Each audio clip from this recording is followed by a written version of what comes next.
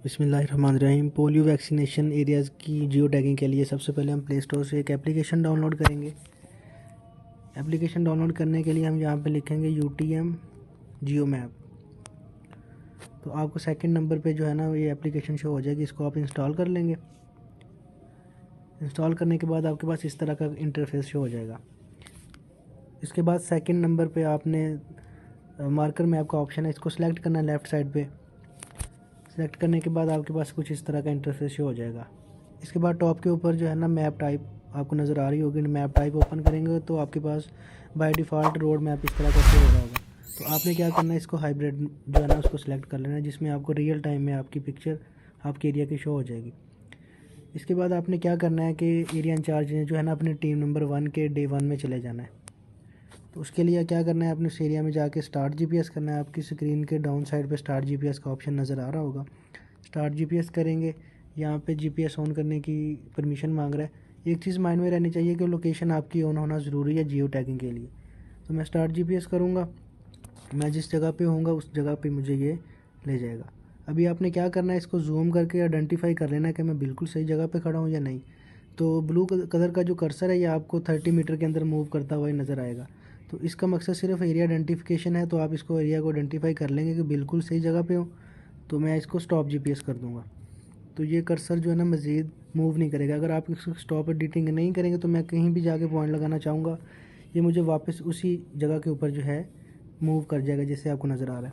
तो इसके लिए स्टॉप GPS करेंगे आप। नेक्स्ट आपका काम है इस कर्सर का, जो आपको ऑरेंज कलर का कर्सर नज़र आ रहा है। फॉर एग्ज़ाम्पल मैं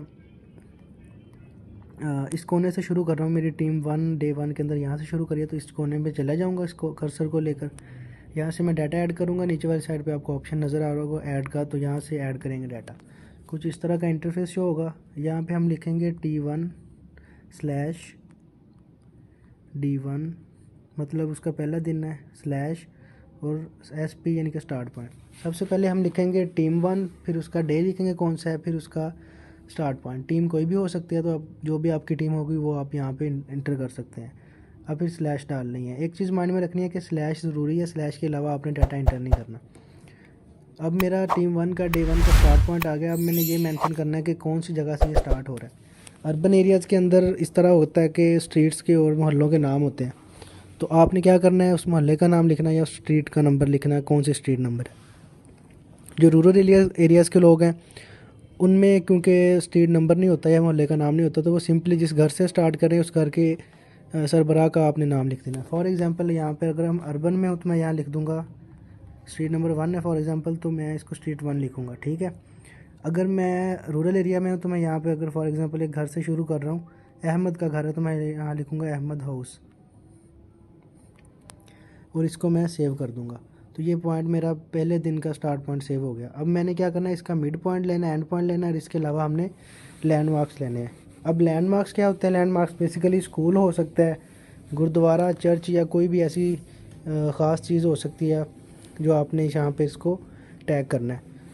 तो लैंडमार्क के लिए ये है कि अब आपके अगर डे 1 के अंदर कोई लैंडमार्क आ रहा है, कोई स्कूल या मस्जिद आ रही है, तो उसको भी आपने इसमें ऐड करना है।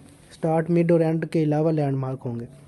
अब मैंने क्योंकि यहाँ से स्टार्ट किया और मिड पॉइंट जहाँ पे बनता है, इस दोनों के दरमियान एक मेरा जो ना लैंडमार्क आ रहा है, तो उस लैंडमार्क के ऊपर जाके मैं स्टार्ट GPS करूँगा। मैं क्योंकि एक ही जगह पे बैठा हूँ तो मेरा सेम पॉइंट आ रहा है। आपने स्टार्ट GPS करना है, हर एक पॉइंट के ऊपर जाके एरिया आइडेंटिफाई करना है, उसके बाद उसको स्टॉप आपने कर देना है। स्टॉप करने के बाद आपने अपने उस लैंडमार्क के ऊपर जाना है। यहाँ पे फिर ऐड का बटन है, इसको सेम एज जैसे ही आपने यहाँ पे लिखना है टीम 1 कैपिटल में, फिर आप लिखेंगे D1 क्योंकि पहला दिन हमारा हो रहा है तो हम D1 लिखेंगे, फिर स्लैश, फिर यहाँ पे लैंडमार्क का नाम लिख देते हैं। फॉर एग्जांपल यहाँ पर है मस्जिद, तो यहाँ पे सिंपल आपने मस्जिद नहीं लिखना, मस्जिद का नाम लिखना है कि मस्जिद कौसर है या कोई भी मस्जिद हो सकती है। मैं लिखता हूँ कौसर या मस्जिद कौसर है। अगर कोई स्कूल है, कोई हॉस्पिटल है, तो उसका नाम लिखना है। यहाँ पे सिंपल हॉस्पिटल या स्कूल या मस्जिद अकेला नहीं लिखना। तो ये मेरा लैंडमार्क भी साथ सेव हो गया। अब इससे आगे जो है ना, इस कोने के ऊपर मेरा मिड पॉइंट बन रहा है, तो मैं इस मिड पॉइंट के ऊपर जाके वहाँ से स्टार्ट GPS करूँगा, आइडेंटिफाई करूँगा एरिया, फिर स्टॉप GPS करूँगा।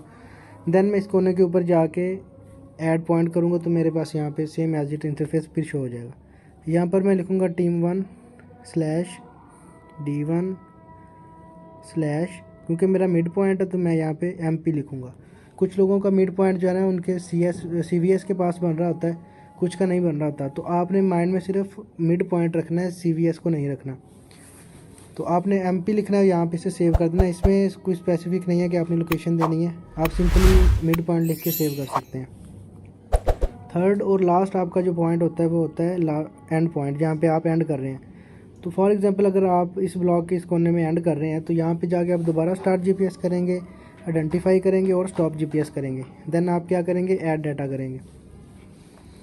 ऐड डाटा करने के लिए आप यहाँ पे लिखेंगे, क्योंकि टीम 1 है और डे 1 में काम कर रही है, तो क्या लिखेंगे, टीम 1/D1 फिर स्लैश, फिर हम लिखेंगे EP, यानी कि एंड पॉइंट है इसका। देन हम स्लैश डालेंगे और यहाँ पे मेंशन करेंगे हम कहाँ पे एंड कर रहे हैं। अगर तो हम अर्बन एरिया में तो हम स्ट्रीट लिख देंगे, उसकी स्ट्रीट नंबर 1 से शुरू था, तो फॉर एग्जांपल स्ट्रीट नंबर 2 में एंड करा तो स्ट्रीट नंबर 2 लिख देंगे। ठीक है। अगर आपका रूरल है तो आप यहाँ पे फॉर एग्जांपल कामरान हाउस पे एंड कर रहे हैं तो आप लिखेंगे कामरान हाउस, इसको हम सेव कर देंगे। तो बेसिकली ये आपका काम है, आपने हर टीम का डे वाइज आपने 3 पॉइंट्स लेने हैं, स्टार्ट, मिड और एंड। इसके अलावा आपने लैंडमार्क्स लेने हैं। लैंडमार्क एक से ज़्यादा भी हो सकते हैं, एक भी हो सकता है, और कुछ ऐसे एरियाज होंगे जहाँ पे नहीं होगा। तो जो भी होगा आपने उस हिसाब से कर लेना है। अब एक एरिया इंचार्ज ने अपनी तमाम टीम्स हैं उनका 3-3 दिन का डाटा इसमें एंटर करना है और सेव रहेगा ये डाटा। अब फॉर एग्जांपल आपने कोई डाटा गलत इंटर कर दिया, मैंने डे 1 का स्टार्ट जो है ना वो पॉइंट तो मेरा ठीक है लेकिन डाटा एंट्री गलत है, तो मैं उसको सिंपली सिलेक्ट करूँगा उस पॉइंट को, और यहाँ पे एडिट का ऑप्शन है, यहाँ से मैं एडिट करके उसका नाम चेंज कर दूँगा। फॉर एग्जांपल ये अहमद हाउस लिखा है, यहाँ पर असद हाउस है, तो मैं यहाँ लिखूँगा असद हाउस, इसको मैं एडिट करके सेव कर लूँगा।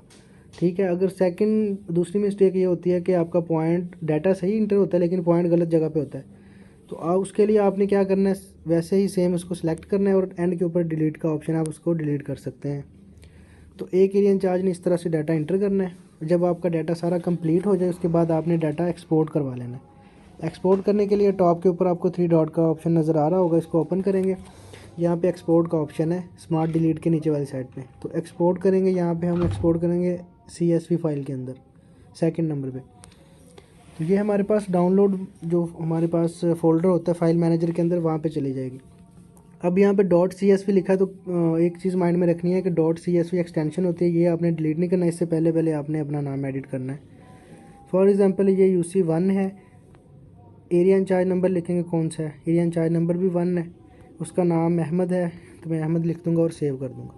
अब ये फ़ाइल आपकी सेव हो चुकी है, ये फ़ाइल आप अपने UCMO को शेयर कर देंगे और डाटा कंप्लीट करने के बाद तमाम एरिया इंचार्जेस और UCMO ऑफिस में तशरीफ़ लाएंगे। जज़ाकल्लाह।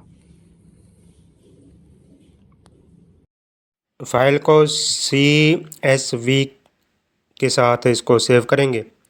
नो प्रोजेक्ट को ख़त्म करके जो भी एरिया इंचार्ज एनीवन जो भी नाम हो, जिस नाम से ये फ़ाइल सेव करनी है वो करेंगे। उसके बाद ये फ़ाइल जैसे सेव होगी, अब इसको कहाँ ढूंढेंगे, मोबाइल स्टोरेज में जाएंगे, ठीक है, और उसको डाउनलोडिंग में अगर हमने सेव किया है, जिसका ऑप्शन में हमने सेव किया है वहाँ पे जाके देखेंगे। जिस तरह ये AC3 यूसी जल्ला आगे लिखा हुआ है CSV, ठीक है। इस तरह ये फ़ाइल मिल जाएगी और इसको हम किसी भी फ़ाइल मैनेजर में खोल सकते हैं, एक्सेल में या जो भी मतलब हो, इमेज में खोलना चाहें या एक्सेल में खोलना चाहें, जिस लिहाज से भी ये फ़ाइल खोलेंगे तो ये खुल जाएगी। अब हम इसको एक्सेल में खोलेंगे, ये देखें ये एक्सेल में फ़ाइल खुल गई है और इसमें मुकम्मल डिटेल आ गई है जो हमने इंटर की थी। ये देखें इसमें ये कॉलम मैं थोड़ा सा ओपन करूँगा, ये कॉलम को थोड़ा सा बढ़ा के दिखाता हूँ कि ये इसमें क्या क्या डिटेल आ गई है। ये देखें सारी डिटेल है, इसमें पिक्चर भी मांगता है लेकिन हमने पिक्चर वगैरह ऐड नहीं की। लॉन्गिट्यूड लैटिट्यूड आ गया, जो हमने डाटा इंटर किया टीम के हवाले से वो आ गया। ये देखें टीम नंबर, डे और एंड पॉइंट, स्टार्ट पॉइंट और नाम, जो भी हमने चीज़ें इसमें इंटर की हैं वो आ गई हैं और इस तरह ये सारी डिटेल हम देख सकते हैं। मज़ीद आपको बताता जाऊं कि इसमें हमने डाटा जो इंटर किया है वो अगर किसी वजह से शो नहीं हो रहा या मतलब है जो नज़र नहीं आ रहा, सही मानों में हम ढूंढ रहे हैं नहीं नज़र आ रहा, तो हम उसको किस तरह शो करवाएंगे, ठीक है, ये मैं आपको बताता जाऊं। ये साथ ये ऑप्शन है, साथ ये आइकॉन नज़र आ रहा है लेयर का, ठीक है। इसको ओपन करेंगे, लेयर्स आ गए, इसको ओके करेंगे। ओके करने के बाद ये मैं इसको जूम इन कर रहा हूँ, तो ये देखें मुझे ना जो डाटा मैंने अपना फीड किया हुआ है वो नज़र आ जाएगा। ये 100+ नज़र आ रहा है जो मैंने काम किया। ये देखें ये नज़र आ गया। आपको इसको जूम इन करूँगा, जो देखूँगा सारा कुछ मतलब है जो मैंने इंटर किया है वो इस पे शो होगा। इस तरह ये आप अगर डाटा नज़र नहीं आ रहा तो इस तरीके से भी देख सकते हैं। शुक्रिया। वीडियो पसंद आई है तो इसको लाइक करें, शेयर करें और चैनल को सब्सक्राइब करें। शुक्रिया।